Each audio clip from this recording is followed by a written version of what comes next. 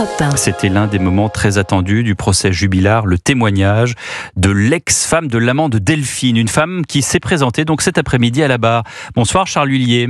Bonsoir Pierre, bonsoir à tous. Vous êtes en direct des Assises du Tarn. Ce témoignage est important car cette femme est l'une des dernières personnes à avoir envoyé des messages à Delphine Jubilard. Oui, et c'est pour cette raison que cette femme a un temps été suspectée il y a 5 ans, mais très vite mise hors de cause. Une femme qui, quelques heures avant la disparition de Delphine, vous le disiez, lui a envoyé quelques messages. Laisse la place se libérer avant de la prendre. Ne poursuivez pas cette aventure tous les deux. Voici la teneur des SMS envoyés. Et c'est pour cette raison que les regards en 2020 se sont brièvement portés sur cette femme. Elle avait, comme on dit, un mobile.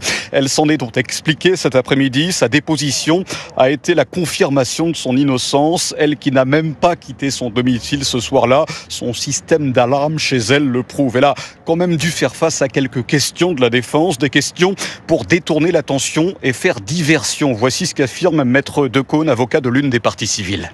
La défense de M. Jubilard essaie de diriger le regard vers d'autres points que ceux qui sont effectivement en question. Parce qu'on essaie de créer de toutes pièces une explication alternative qui ne soit pas donc en lien avec l'intervention de M. Jubilard, mais ça ne correspond à rien, c'est absurde.